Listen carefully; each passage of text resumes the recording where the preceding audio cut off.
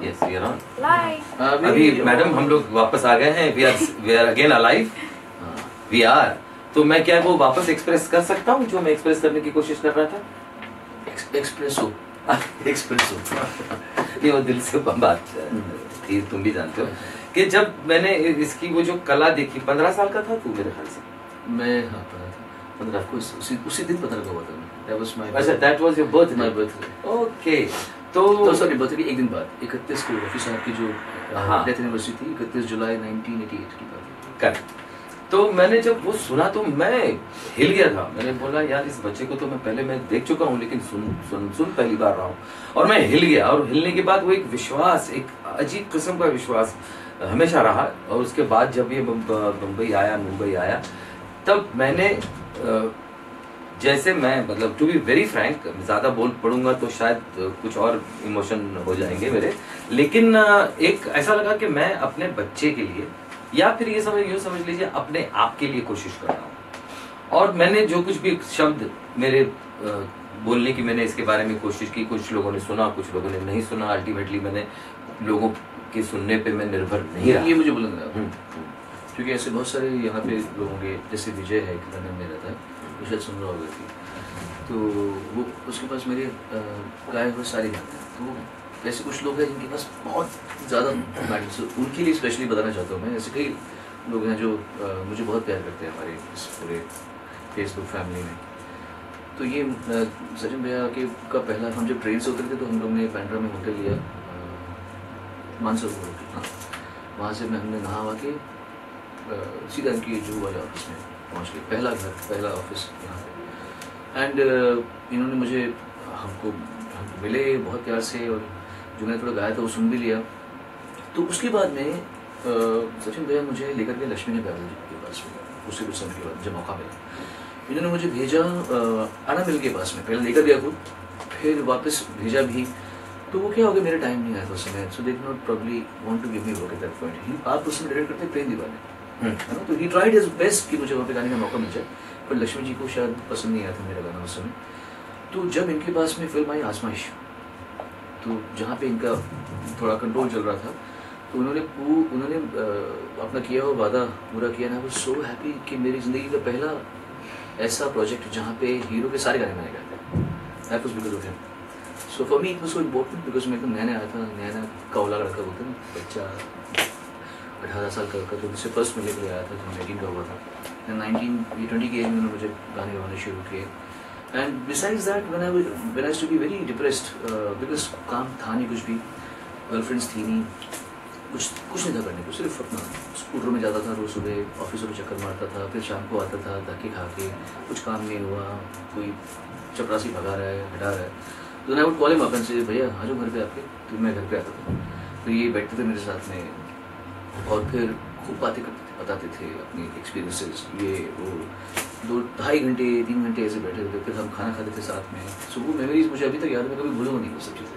अरे मैं भी नहीं भूलूंगा, क्योंकि क्या है, आज मैं एक बात बताना चाहूंगा कि ये मेरी जिंदगी की कुछ चुनी हुई, कुछ मतलब एक उंगली पे भी आप गिन सकते हैं इतनी अचीवमेंट है, लेकिन उन अचीवमेंट्स में से एक अहम अचीवमेंट सोनू निगम है. इतना मैं कहना चाहूंगा, इससे ज्यादा मैं कह नहीं सकता. और संगीत दिवस यानी कि म्यूजिक डे जो वर्ल्ड का मनाया जा रहा है, मेरे लिए अगर मोहम्मद रफ़ी साहब म्यूजिक डे के हकदार हैं, लता मंगेशकर जी म्यूजिक डे की हकदार हैं, आशा भोसले जी म्यूजिक डे की हकदार हैं, किशोर दा म्यूजिक डे के हकदार हैं, मन्ना दा या मुकेश जी या पंचम दा या हेमंत कुमार जी, तलत महमूद जी अगर म्यूजिक डे के हकदार है तो सोनू निगम भी म्यूजिक डे का हकदार है. ये मेरा मानना है, ये मेरा इमोशन. आप ये कह सकते हैं कि मैं अपने बच्चे के लिए हमेशा इंसान जो है वो बड़ा खुश रहता है, उसे बहुत प्यार करता है, लेकिन मुझे यकीन है कि आज ये बात सिर्फ मैं अकेला नहीं, आप सब भी कहते हैं. इस साल एक्चुअली हालांकि आपने ताज़ जिंदगी इतना फिल्मों में आपने इतना कुछ कंट्रीब्यूट किया है, बट लास्ट ईयर जो कटियार कागजात घुसली, उसकी वजह से म्यूजिक डे के आप भी हकदार हैं. क्योंकि आप लोगों ने जो काम किया है उस फिल्म में, जिस तरीके से आप लोगों ने उस फिल्म में म्यूजिक को सर पे उठा के जिस तरीके से लोगों तक अच्छा म्यूजिक पहुंचाया है, इंडियन क्लासिकल म्यूजिक आज के बच्चों को भी, मुझे तो यकीन नहीं होगा, 2-2 साल की बच्ची ने उस क्लासिकल गाने पे या उन क्लासिकल गानों पे मुझे मेरी इमिटेशन की है, मिमिक्री की है, यूं करके, मतलब उन तक वो गाना पहुंचा। मतलब ये है कि अच्छा संगीत जो है, मतलब मैं ये भी कहूंगा कि आज का संगीत जो आज भी हम इंडिया में हम कर रहे हैं बहुत अच्छा है, सूदिंग है लोगों को। अच्छा, ऐसा नहीं है कि सिर्फ क्लासिकल म्यूजिक ही अच्छा होता है और बाकी म्यूजिक अच्छा नहीं होता, ऐसी बात नहीं है, इंटरप्रिटेशन की बात है, जनरेशन की बात, बिल्कुल। लेकिन म्यूजिक को, फिर अच्छे म्यूजिक को, चाहे वो आज का म्यूजिक हो, उसको बचाना जरूरी नहीं लगता? तो हम म्यूजियम क्यों बनाते हैं? कोई भी सभ्यता म्यूजियम इसलिए बनाती है क्योंकि जो चीज़ें उनकी सभ्यता का हिस्सा रही हैं या पुरातन काल से चलती आ रही हैं, उनको संजो के रखा जाए ताकि लोग उसे रिविजिट कर सकें। अब जो गज़लें, भजन पहले फिल्मों में बनते थे, मंत्र पर दर्शन को आज मैंने चांद और सितारों की तमन्ना की थी, मुझे रातों की सियाह की बिना कुछ ना मिला, है ना। गज़लों के बारे में आपको ज़्यादा पता है, गज़लें तो आपको काफ़ी पता है, कितनी गज़लें आई हैं अच्छी, बहुत अच्छी लगती है। अब कहाँ है? अब नहीं आती, वही और भजन अभी मुझे बताओ, अनूप जलोटा जी के बाद भजन गाने वाला कौन आया? कोई आई नहीं अनूप जी के बाद। मुझे याद है एक चीज मैं कहना चाहूंगा, शेयर करना चाहूंगा, बख्शी साहब के साथ, यानी आनंद बख्शी साहब के साथ मेरी एक बात चल रही थी कि पुराने गानों में जो वेरिएशंस थी फिल्मों के, मैं फिल्मों की बात कर रहा हूँ, वो आज इतनी वेरिएशन क्यों नहीं आ रही है? तो उन्होंने मुझसे कहा, सचिन देखो क्या होता था पुराने जमाने में, सिर्फ रोमांटिक फिल्में या लव स्टोरीज नहीं बना करती, एक सोशल फिल्में बना करती थी, पौराणिक यानी कि माइथोलॉजिकल फिल्में बना करती थी, हिस्टोरिकल कॉस्ट्यूम ड्रामा बनता था, और उसके बाद बारसमणि, किसी अलग अलग स्टंट फिल्म्स बना कर, फौलाद, आया तूफान, और ऐसी फिल्में बना करती थी। हर फिल्म ही भाभी, बिल्कुल फैमिली ड्रामास बना करते थे, तो हर फिल्म का म्यूजिक का स्टाइल अलग अलग, चलती का नाम गाड़ी, कॉमेडी बन रही है, आपको कोई अली बाबा बना रहा है, कितनी तरह की प्रकार की फिल्में बन रही होती तो अलग अलग फिल्मों में अलग अलग किस्म का म्यूजिक हुआ करता था, और उसका डिमांड हुआ करता था, और इस वजह से अलग अलग गाने बनते थे। आज हर दूसरी फिल्म लव स्टोरी बनती है, तो वो म्यूजिक में सिमिलैरिटी होना या एक ही प्रकार का मोनोटोनस या मोनोटोनी जो है उसकी, वो बढ़ना जो है आजकल काफी हो गया। Taking a step further from what you just said, मेरा ये मानना है, और शायद आपको भी लगेगा इस बात को, अब चूंकि फिल्में और जो गाने हैं वो खास तौर से इसलिए बनते हैं कि पार्टीज में लोग सुन सके, है ना, या गाड़ी में रेडियो में बज सके, बिकॉज अब सीडीज कौन खरीदता है, नहीं, कैसेट्स तो फिजिकल सेल्स बंद हो गई, तो अब गाने बनेंगे डीजे पे या दारू पे या कोई सूफी, है ना, या कोई रोमांटिक बैलेड, ठीक है, 4-5 जॉनर में होता है, पंजाबी, ये तो 5-6 जॉनर्स हैं इस पे, समझिए, सूफी एक कोई बैलेड टाइप बन जाएगा, है ना, या डीजे का बन जाएगा ना, या दारू का या पंजाबी, ये 5 जॉनर्स हो गए। इसके अलावा बहुत कम ऐसे जॉनर है जो आप एक्सप्लोर कर पाएंगे। उस वजह से आज के ज़माने में let's pray and let's put this in the cosmos कि ऐसा कोई प्लेटफॉर्म आना चाहिए जहाँ पर इंडिपेंडेंट म्यूजिशियंस को एक जगह मिले। अगर आप इतनी अच्छी गज़लें लिखते हैं, कभी ना कभी मौका मिलेगा तो मैं गाना चाहूँगा आपकी गज़लें, मुझे आपकी गज़लें अगर मुझे प्रस्तुत करनी हो तो मैं कहाँ प्रस्तुत करूँ, मैं कहाँ पेश करूँ, कौन सी कंपनी मेरी गज़ल की एल्बम बनाएगी, समझिए मेरी बात, कौन सा रेडियो उसे बजाएगा, कौन सा टीवी उसे बजाएगा। तो जब मुझे लोग बोलते हैं कि आप दीवाना एल्बम क्यों निकालते हैं, ऐसे कोई या वो नहीं करते, ऐसे नहीं करते, तो मैं बोलता हूँ कि मैं निकाल तो सकता हूँ, आपके समक्ष उसको प्रस्तुत कौन करेगा, who will present it to you? हम क्यों ना इनसे कुछ कहें, इनसे ही पूछो, यंग जनरेशन सुन रही होगी, यंग जनरेशन सुन रही होगी, और मैं भी तो यंग जनरेशन का हूँ, वो भी सुन रही होगी। मेरी थोड़ी सी उम्र हो चुकी है, लेकिन आप तो यंग है, ये मुझे पता है।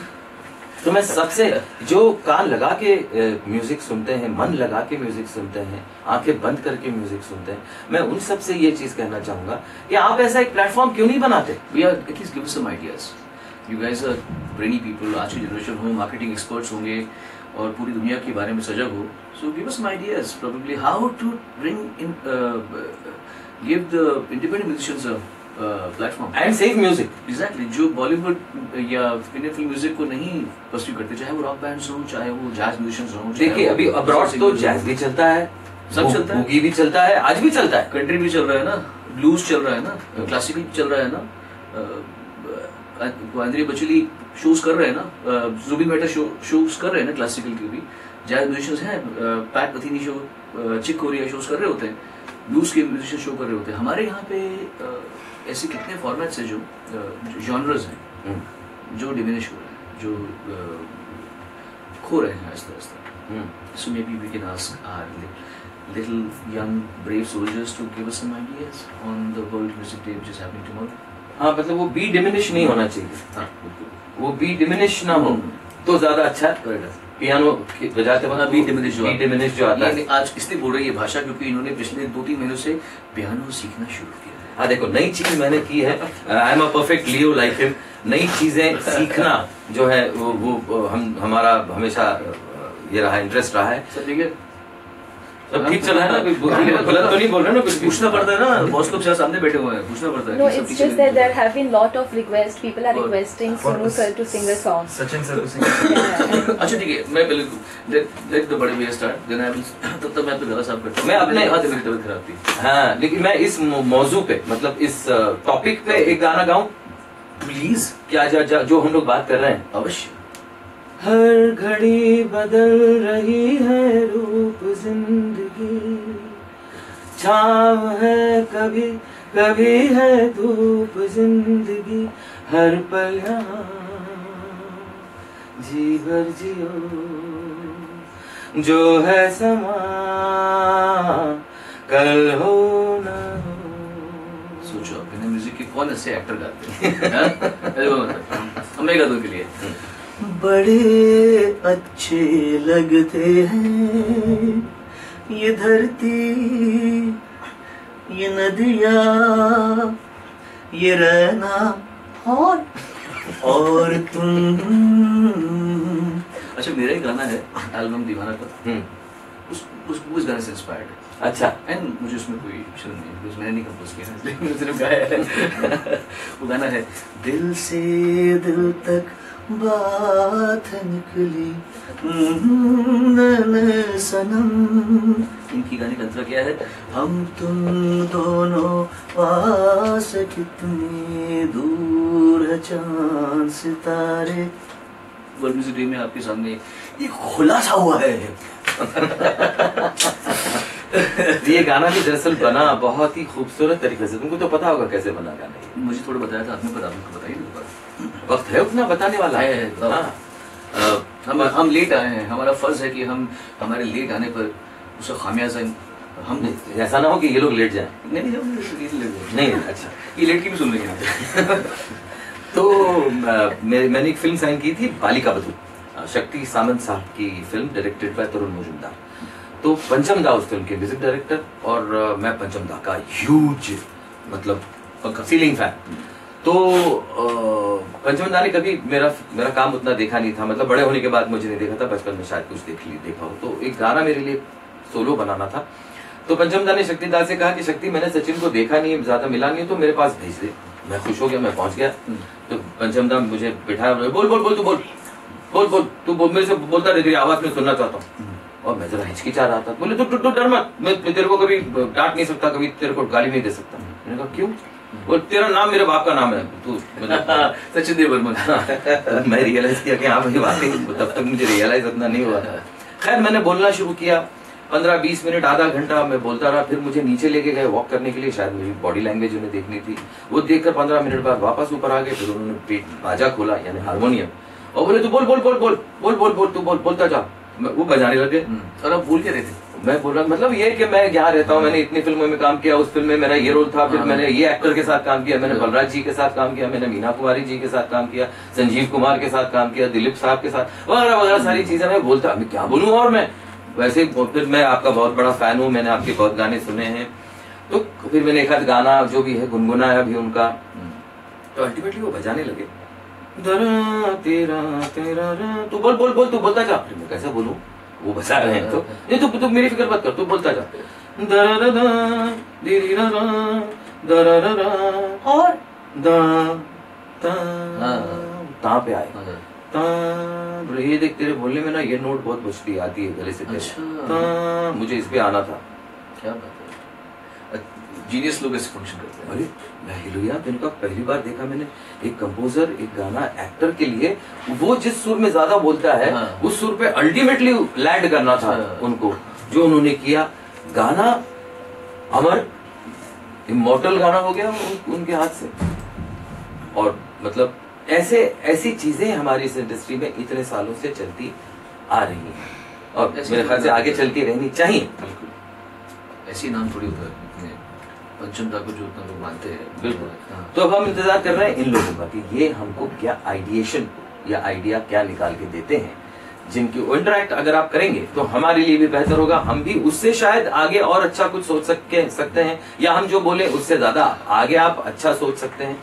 वो करके अगर एक प्लेटफॉर्म मिल जाए तो बहुत सारे ऐसे अननोन सिंगर्स जो कि अल्टीमेटली अनसंग हीरोज रह जाएंगे। सिंगर्स अनसंग ज्यादा रहते हैं, तो वो अनसंग हीरोज ना रह जाएं। इस वजह से उनके लिए एक बात मतलब ये है कि ईश्वर का आशीर्वाद, ईश्वर का हाथ मेरे बच्चे के सर पे है और जो हमेशा रहेगा। मतलब मैं तो दुआ जब हूं तब भी करूंगा, नहीं रहूं तब भी करूंगा कि वो हाथ मेरे बच्चे के सर पे हमेशा रहे, क्योंकि ये एक कुदरत का एक करिश्मा है। और वो करिश्मा जो है, वैसे आप लोग, अब इसका बच्चा भी बहुत बड़ा बनेगा, इतना याद रखिए, ये भी मेरा एक आशीर्वाद है। रिवान जो है वो बहुत बड़ा बनेगा। अब वो सिंगर बनता है या क्या बनता है ये उस पर डिपेंड करता है, लेकिन ये आगे की पीढ़ी है, ये जनरेशन है। आप लोग भी आगे की सोचने वाले लोग हैं, कुछ बनाइए ना, ऐसा कुछ करते ना ऐसा। As a young man I am with you and as a matured man he is with you. तो हम लोग हैं आपके साथ में और आप दीजिए आइडियाज और लेट अस सी, हम लोग वी कैन क्रिएट मैजिक। सो क्या बोलता है? एब्सोल्युटली। मैं तो इनको पता है कि मैं वैसे भी म्यूजिक का कीड़ा हूँ, जो भी मैंने कॉन्सर्ट्स भी डिजाइन किए हैं। इनफैक्ट और कोई भी स्प्रे अपने को मार, इस कीड़े को मार नहीं सकता। नहीं मार सकते अभी बिफोर, क्योंकि मैं भी इसलिए ज़्यादा गा नहीं रहा because I have to save my voice. आप जानते हैं कि मेरा लेस्टर में O2 में लंदन में शोज है। फर्स्ट को लेस्टर में जुलाई, सेकंड को O2 में। I have to get my voice back because this close to my soul जो कॉन्सेप्ट है, उसमें मुझे 3 घंटे गाना पड़ता है। हाँ। सिम्फनी के साथ में। So I can't be. कितने पीस ऑर्केस्ट्रा होता है वो होता है 45 piece of, but technical team और डांसर्स और सब मिला के वो और ज्यादा हो जाता है। Then it becomes 70 member naturally. So it's a very big show, it's an extravaganza वो हो रहा है। तो I have to get my thing back, but it's gonna be a nice experience. ना बहुत दिनों बाद आपसे मैं मुखातिब हो रहा हूँ। वो भी मेरी वजह से हो रहा है, अदरवाइज वो आता नहीं की वजह से, वो बिल्कुल नहीं आता। वो सिर्फ मैंने कहा और मुझे मतलब ऐसा नहीं है, उसने ये भी कहा कि भैया मैं जरा सोच के कल आपको फोन करूं। वो भी पोलाइट ही होता अगर वो ये ऐसा कहता, लेकिन उसने वो भी नहीं कहा। उसने फोन पे जब मैंने बात की तो सबसे पहला वर्ड उसके मुंह से निकला, हाँ भैया। इस चीज का मैं ऋणी हूँ। देखिए आप जो भी यंगस्टर्स हैं आज, वो ये जरूर जानना उनके लिए बहुत जरूरी है कि बड़ों की इज्जत अगर करना हो तो दिल से करना, वरना ना करना। ये गुण है। भगवान जो है वो सबको ये सब नहीं देता, जो गुणी होते हैं उन्हीं को देता है। आपने भी अपने बड़ों को ऐसे किया, इस आपको सिर्फ अपने ही कर्मा मिल रहा है वापस। I know what you have done for your. इनकी संजय कुमार साहब से बहुत इनका घनिष्ठ प्रेम था, तो जब भी इनकी बातें मुझे बताते थे उनकी आंखों में आंसू आते थे। So he has been very respectful to his own seniors. इनकी मम्मी को कितना इज्जत से रानी की तरह रखते हैं। So what you have given to your seniors I am giving it to you. मुझे कभी कभार लगता है कि मैं मतलब हरी भाई के साथ मेरा जो रिश्ता है, हरी भाई गुजरे हैं 85 में, करेक्ट है, तो उसके बाद ज्यादा रिश्ता अपना उसके बाद ही पनपा है ना। तो मुझे बिल्कुल उसका पूरा मिरर इमेज जो है वो मुझे महसूस होता है जब मैं तुम्हारे साथ होता हूँ या तुम्हारे बारे में सोचता हूँ, जो कि अक्सर सोचता हूँ। आप कुछ पूछना चाहेंगे? आई थिंक हो गया मेरे ख्याल से, काफी हमने बातें कर ली लोगों से। And thank you so much, good to meet you all. And मेरे भैया को मैं पब्लिकली से थैंक यू। अरे थैंक यू वेरी मच। और मैं हम दोनों मिलकर भी आपके हम लोग का सॉरी गाना नहीं गाऊंगा, डोंट वरी, मैं सिर्फ गला साफ कर रहा हूँ। हम दोनों मिलकर आप जो भी कुछ हमें सुझाएंगे उसके साथ हो लेने की पूरी कोशिश करेंगे, प्रोवाइडेड आप हमें कुछ जरूर बताएं। Thank you so much and love you all. Thank you.